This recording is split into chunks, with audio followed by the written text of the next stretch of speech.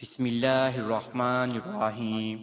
شروع اللہ کے نام سے جو بہت بڑا مہربان نہایت رحم والا ہے۔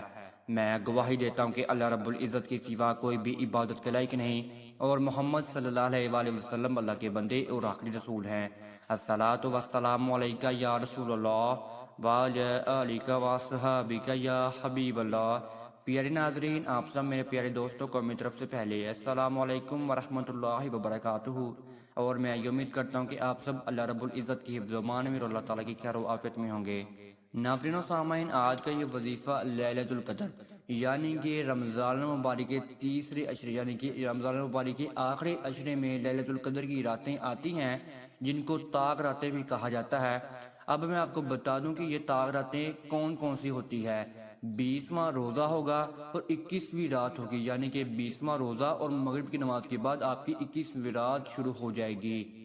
طاق راتیں 5 طاق راتیں ہوتی ہیں۔ اب میں آپ کو بتا دوں کہ کون کون سی طاق راتیں ہوتی ہیں۔ 21ویں رات، 23ویں رات، 25ویں رات، 27ویں رات اور 29ویں رات یہ طاق راتیں ہوتی ہیں۔ ان کو لیلۃ القدر کی رات بھی کہا جاتا ہے۔ آپ نے یہ وظیفہ لیلۃ القدر کی رات کو ہی کرنا ہے۔ ان طاق راتوں میں جو بھی دعا مانگی جائے اللہ تعالیٰ قبول و منظور فرماتے ہیں، اور کہتے ہیں کہ 1000 سال کی عبادت سے بھی اس رات میں زیادہ ثواب ملتا ہے۔ آپ نے یہ وظیفہ لیلۃ القدر کی رات کر کے اپنے آپ کو پرسکون کرنا ہے، یعنی کہ اپنے سسرال سے علیحدگی حاصل کرنی ہے۔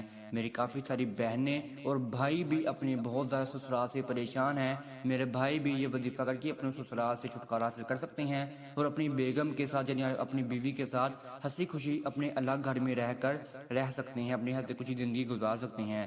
اور میری بہنیں بھی اپنے الگ گھر میں اپنے شوہر کے ساتھ الگ گھر میں ہنسی خوشی رہ سکتے ہیں۔ اب میں آپ کو وظیفے کی جانب لے کر چلتا ہوں۔ آپ نے یہ وظیفہ لیلۃ القدر کی رات کو کرنا ہے۔ اب میں آپ کو وظیفہ بتا دوں۔ اگر آپ ہمارے چینل پر نہیں ہوئے ہیں تو چینل کو سبسکرائب کر دیجئے اور بیل کے آئیکن کو دبا دیجئے، کیونکہ آنے والی ہر ویڈیو کو نوٹیفیکیشن آپ سب میرے پیارے بہن اور میرے بھائیوں کو ملتا رہے۔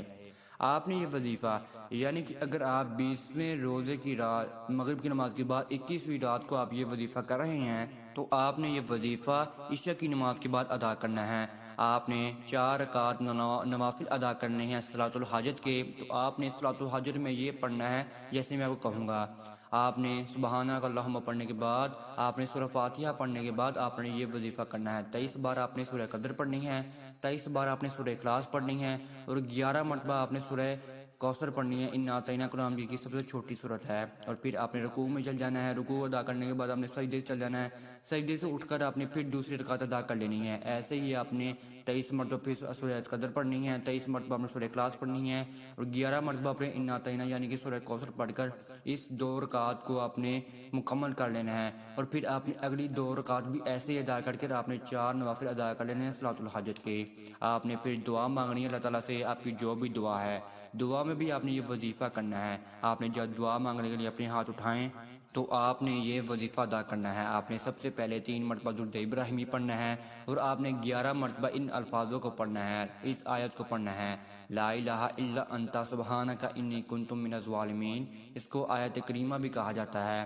اور پھر آپ نے درود ابراہیمی پڑھنے کے بعد اس وظیفے کا مکمل خاتمہ کر دینا ہے، اس وظیفے کو مکمل ختم کر دینا ہے۔ اور پھر آپ نے اللہ تعالیٰ سے آپ کی جو بھی دعا ہے آپ نے وہ دعا کرنی ہے۔ اور سب سے پہلے اپنے سامنے پانی کا گلاس رکھنا ہے، جس پانی کے گلاس کے اوپر آپ نے دم کرنا ہے، آپ نے پھونک مار کر اپنے سانس کو پلا دینا ہے، اور آپ کی ہنسی خوشی آپ کو سانس الگ کر دے گی۔ پانی پہ دم کرنے سے آپ پرسکون بھی رہ سکتے ہیں، اور آپ کی سانس بھی پرسکون رہ سکتی ہے، اور آپ کو تنگ بھی نہیں کرے گی۔ اور 3 مرتبہ آپ نے وہ پھونک مارنے کے بعد آپ نے اپنی سانس میں سے کسی کو پلانا ہے، یعنی کہ آپ ساس کو بھی پلا سکتے ہیں، سسرال میں سے سسر کو بھی پلا سکتے ہیں، ننندوں کو بھی پلا سکتے ہیں۔